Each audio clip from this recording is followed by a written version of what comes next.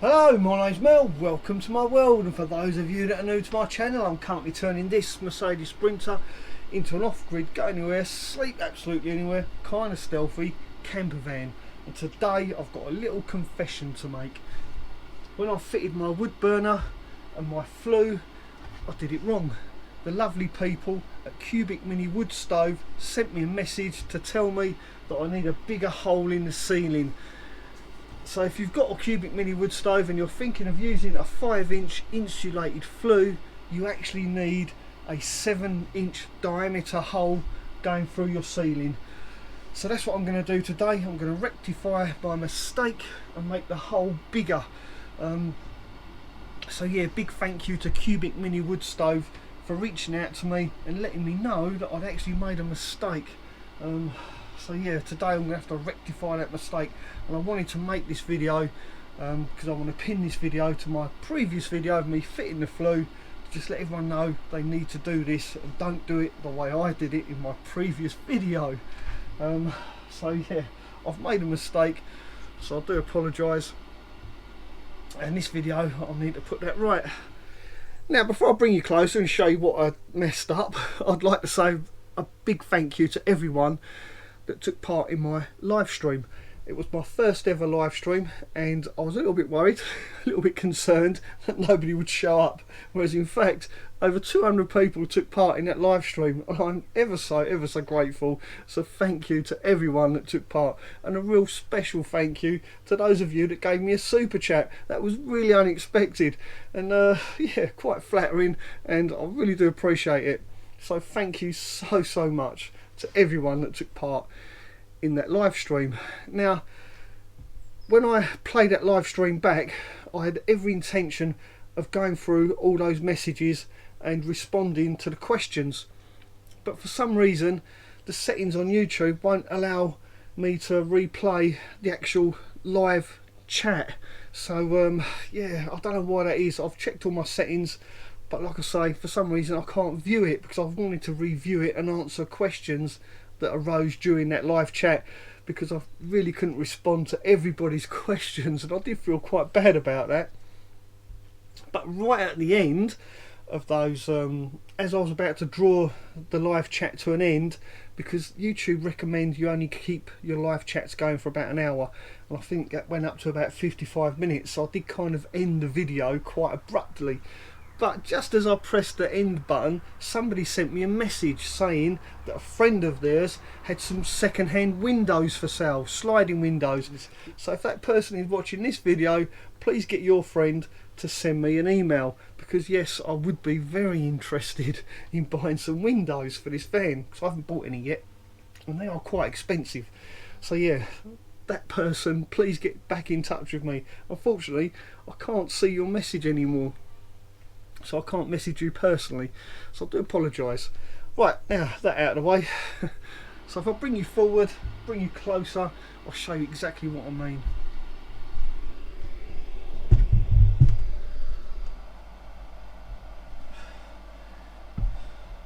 So there you go, you can clearly see there's only a tiny little gap all the way around my flue.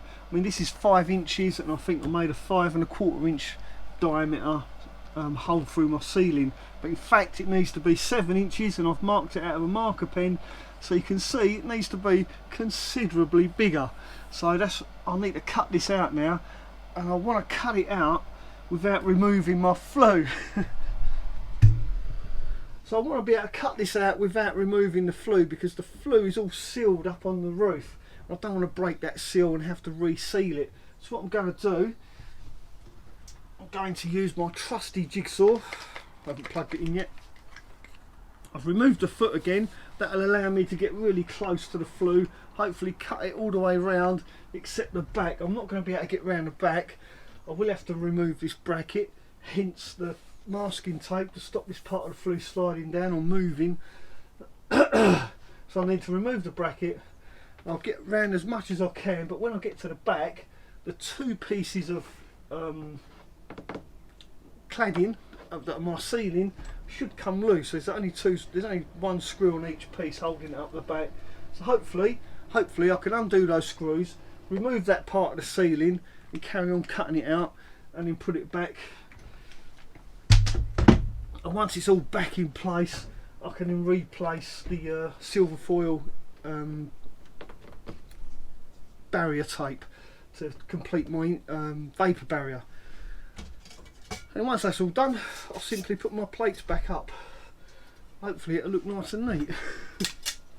So before I start work, I'm going to cover the stove and my tiles in this old towel, just to protect the tiles. I don't want anything dropping down and damaging the tiles.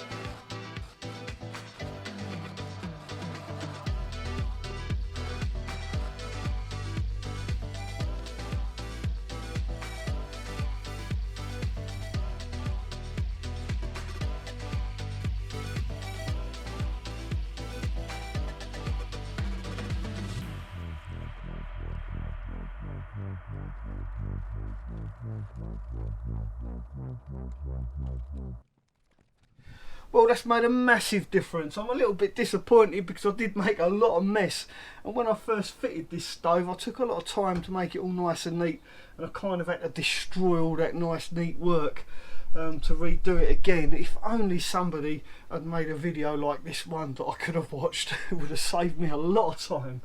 So there you go, learn from my mistakes. I mean, I'm not infallible, I do make mistakes, and this is one big one. So yeah, if you've got a 5-inch insulated flue, even though it's insulated, you still need a 1-inch gap all the way around. So 5-inch flue, 7-inch hole. Okay, so now all I need to do is put my plate back up, my nice little pretty plate, make it look nice and pretty again. And by the way, I have resealed my vapour barrier all the way around, just as I did before, by using this vapour barrier silver foil tape. Hopefully it doesn't melt. It shouldn't do, should it? Because it's made out of foil, so it should be alright. And I've put that all the way around, so that way, to try and avoid hot air spreading out underneath my ceiling. That's the theory, and that's what I'm thinking. That's what I want to try and avoid, because the hot air, when it cools down, will cause condensation.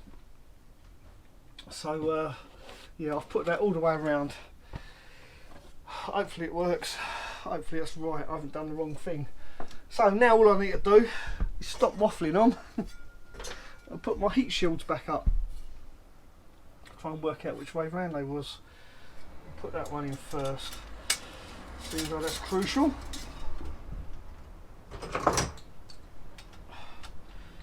Although that would make it a bit difficult.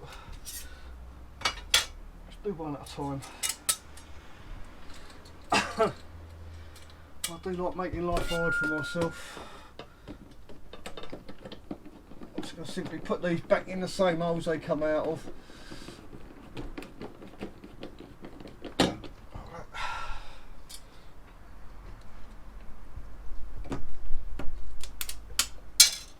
Hopefully not lose any of the screws. Oh, I'm going wrong again. Back off first.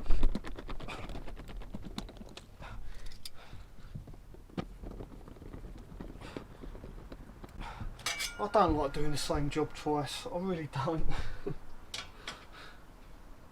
So please do learn from my mistakes, save you doing the same job twice too.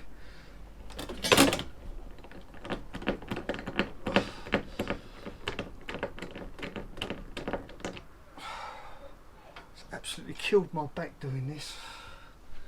I'm going to need a cup of coffee now. Cup of silver tape. Oh, I think there's a coffee after this.